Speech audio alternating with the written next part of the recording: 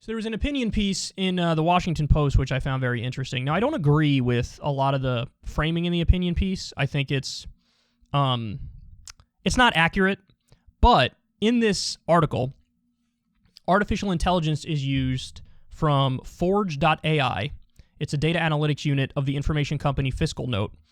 And what they did is, using artificial intelligence, they combed through more than 200,000 articles, tens of millions of words, from 65 news websites, including newspapers, network and cable news, political publications, news wires, and more, and they measured how Trump and Biden are treated by the media. So the article itself in the Washington Post basically makes the claim that Biden is treated just as bad or worse than Trump was by the media. But I can show you the chart so you can see what AI actually said, and that's not a totally fair claim. But either way, what the artificial intelligence found is fascinating. So let's take a look and I'll break it down for you. News coverage of each president. So this is from artificial intelligence, combing through all the words and 200,000 articles and cable news segments and everything. This is how the media treated Biden versus Trump. So early on, you can see Biden has had positive coverage. It says in the first few months of his presidency, it's not just that. Also, when the media thought it wanted to destroy Bernie Sanders' campaign, they went all in on making Biden amazing and pretending like he's great and the only person who could beat Trump. So he had phenomenal positive coverage, and there's no way Biden would have won the presidency without the media going all in on his side and trying to destroy Bernie. Really just doing hatchet job after hatchet job and smear job after smear job on Bernie Sanders and propping up Biden at a time where he needed that. So the media largely made Biden president, okay? Now, you can make a same claim for Trump, but they gave him billions of dollars of free media. Now, most of that media was negative, but I think since the way they covered Trump negatively, it was so unhinged that there was a backlash effect, and people started to like Trump more because they just hated the media more than Trump. And so even though Trump got negative coverage all along, in a weird way, it sort of helped him early on, okay? So there you see, early on, Biden had very positive coverage, and then you see it takes a colossal dip there, and it never really recovers. I mean, it recovers a touch, but not really. So early on, Biden had the honeymoon phase, and then there was this giant, downturn in the coverage of Biden, and he goes below Trump territory for a little bit, then it sort of evens out a touch.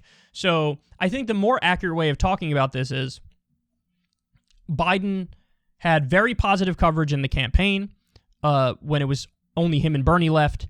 Then he had very positive coverage early on in his time in office because he's not Trump, and obviously the media hates Trump. And then it falls off a cliff. Now, what you attribute that to is a separate question. One of the big things, of course, is when he pulled out of Afghanistan. So in other words, Biden implemented a policy that the overwhelming majority of the American people wanted, and the media hammered him over it. The media portrayed him as a buffoon, as an idiot, as unhinged, as aiding the Taliban, and they made it seem like, there was a way to pull out of Afghanistan where it wasn't going to be chaos and where the Taliban wasn't going to take over. I got news for you guys. That's bullshit. No matter when you left, it was going to go to shit. And so the old saying is rip off the Band-Aid quickly. We should have ripped off the Band-Aid quickly, and we should have done it way earlier. Shit, you probably should have never went in there. I understand if you go specifically after Osama bin Laden, but any sort of ground invasion is psychotic. And we did that. We stayed there for 20 years and we pulled out. And the media was implying, oh my God, you shouldn't have pulled out, or you shouldn't have pulled out the way you did. You should have pulled out and somehow everything should have stayed wonderful over there, even though it wasn't wonderful to begin with. And that is nonsense because it's not possible. So ultimately, the claim of the media, the implication was, you should have just kicked the can down the road and stayed there. That is not what Americans wanted, but they started to portray Biden as a buffoon for doing the right thing. And by the way, same thing happened under Trump. When Trump bombed Syria, that was when he got his most positive coverage from the media. So are you sensing a trend here with the media?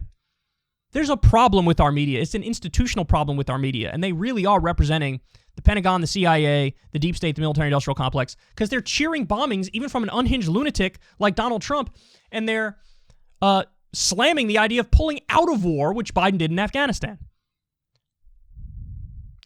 So media is a huge problem here, but Biden got wonderful coverage early on to defeat Bernie. The media wanted Bernie down. He got wonderful coverage early on. He got pretty good coverage with the first COVID relief package where people got $1,400 checks.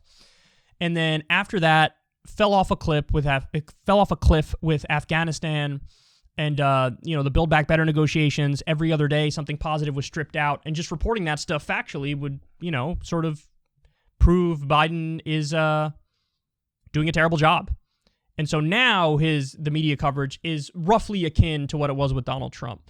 I don't think it's as negative in the words they use and in their personal feelings towards him, but it certainly ain't positive.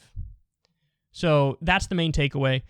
Look, with Trump, the reason they hated Trump was not because of his policies, which were establishment policies, which in theory they love. The reason they hated Trump is all cultural. The media is packed full of cultural elites, and Trump is unhinged, unfiltered, and he's a barbarian. And so he says things you're not allowed to say, and sometimes he says grotesque things. Other times he says things that happen to be true, but also the media doesn't like those things. And so it's more of a cultural hatred of Trump more than anything else.